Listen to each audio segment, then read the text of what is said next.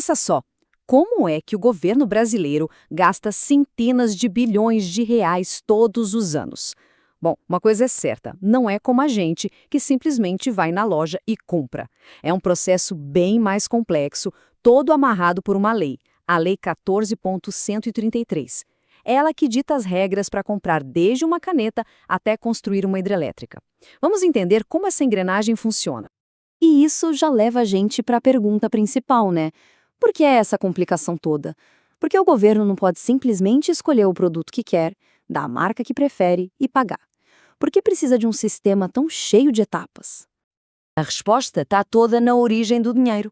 Com a nossa grana, a gente faz o que quer. Contrata um amigo, escolhe a marca mais cara porque gosta. A decisão é nossa. Mas quando o dinheiro é público, ou seja, de todo o mundo, a história muda completamente. O objetivo não é só comprar algo, é conseguir um melhor negócio para toda a sociedade, seguindo regras bem claras para evitar qualquer tipo de favorecimento. E a solução que o Brasil encontrou para esse desafio tem um nome: licitação. Pensa nela como uma grande competição oficial. É um mecanismo que garante que a escolha não seja baseada na amizade com o gestor público, mas sim na proposta que, no papel, se mostra mais vantajosa para o interesse público. É o coração de todo o sistema. Ok, para a gente entender bem como tudo isso se encaixa, vamos passar pelo problema das compras do governo, depois pelas regras essenciais do jogo, os tipos de competição que existem, como se aponta um vencedor e, por fim, como a própria lei às vezes dá uma flexibilizada nas regras por um bom motivo. Então, vamos começar pela base de tudo. Licitação não é terra de ninguém, muito pelo contrário. É um jogo com um livro de regras bem rígido. E essas regras são os princípios que servem de alicerce para garantir que o processo seja justo e transparente. O primeiro, e talvez o mais importante, é o da isonomia. Que nome complicado, né? Mas a ideia é simples: igualdade. Significa que a porta tem que estar aberta para todo mundo que for qualificado para competir, sem criar barreiras para favorecer uma empresa ou outra. O objetivo é ter o máximo de competidores possível. Depois, vem uma regra do ouro: a vinculação ao edital. Pensa no edital como as regras do jogo, o manual de instruções daquela competição específica. O que está escrito ali é lei, e vale para todo mundo, inclusive para o próprio governo que escreveu. Ninguém pode inventar uma regra no meio do caminho. Isso traz segurança e previsibilidade para todo mundo. Certo, mas como garantir que a escolha não seja baseada no eu acho ou na preferência pessoal de quem está comprando? É aí que entra o julgamento objetivo.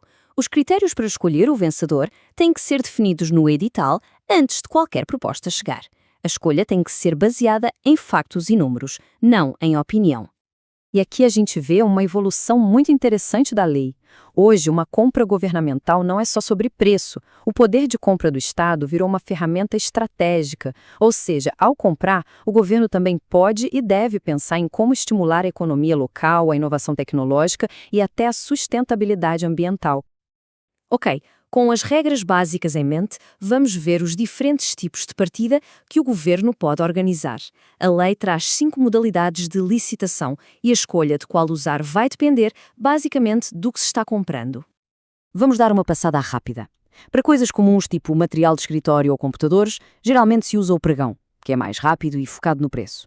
Para obras complexas, tipo uma ponte, a escolha é a concorrência. Querem um melhor projeto de arquitetura para um museu? Aí se faz um concurso.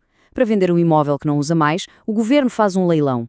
E para um problema super inovador que nem o governo sabe a solução, aí existe o diálogo competitivo. Beleza, os tipos de jogo estão definidos. Mas como se decide o vencedor? E aqui vem a grande surpresa para muita gente. Nem sempre, aliás, na maioria das vezes, não é só o preço mais baixo que ganha. A lei oferece um verdadeiro cardápio de critérios de julgamento. Olha só as opções. Claro, tem o clássico, menor preço. Mas também pode ganhar quem der o maior desconto. Ou quem tiver a melhor técnica, sem olhar o preço. Um dos mais interessantes é o de técnica e preço, que buscam equilíbrio. E tem até o de maior retorno econômico, que olha o benefício a longo prazo. Para a gente entender isso de vez, vamos focar nesse critério de técnica e preço. É aqui que a coisa fica bem sofisticada. Vamos imaginar um cenário em que a qualidade técnica do que está sendo oferecido tem um peso maior, de 60%, e o preço tem um peso de 40%. Olha só essa disputa. Temos 4 empresas. A empresa A é a barateira. Ofereceu um menor preço, então gabaritou a nota de preço, tirou 10. Mas a sua nota técnica foi 8. Já a empresa D é a craque. Tem a melhor proposta técnica, nota 10, mas o seu preço é um pouco maior, o que deu uma nota de preço de 7,5.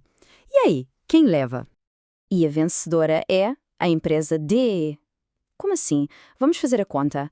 A nota técnica dela, 10, vezes o peso de 60%, dá 6 pontos. A nota de preço, 7,5, vezes o peso de 40%, dá 3 pontos. 6 mais 3, 9,0. A pontuação final dela foi maior que a da empresa A, que mesmo com o menor preço, ficou com 8,80. Então, qual é a moral da história? O critério de técnica e preço existe justamente para encontrar o melhor equilíbrio. Ele evita que o governo compre um produto de baixa qualidade só para economizar um pouco. A ideia é buscar o melhor valor, a melhor relação custo-benefício real, ponderando o que é mais importante em cada caso. Para fechar, vamos falar de um ponto muito interessante. A própria lei às vezes permite dobrar as regras. Mas calma, não é um jeitinho. São ferramentas criadas de propósito para usar o poder de compra do governo para impulsionar a economia do país. Essa frase resume perfeitamente a lógica por trás de um mecanismo chamado margem de preferência. A ideia é simples. O benefício de gerar empregos aqui, de desenvolver tecnologia nacional, pode compensar o fato de pagar um pouquinho a mais por um produto brasileiro. E o quanto a mais seria esse pouquinho? Para produtos e serviços nacionais que vêm de inovação tecnológica feita aqui no Brasil, a lei permite que eles custem até 20% a mais que um concorrente importado e, mesmo assim, vençam a licitação. É uma aposta clara e estratégica na indústria nacional. E tudo isso nos leva a uma reflexão final. Esse sistema todo, cheio de princípios, modalidades e exceções, consegue de facto entregar o seu objetivo, que é justiça, e o melhor valor para o dinheiro público? Ou será que a sua complexidade acaba criando uma barreira burocrática que, no fim das contas, só atrasa e encarece tudo? É o eterno debate entre mais controlo e mais agilidade. Uma pergunta que, com certeza, não tem uma resposta fácil.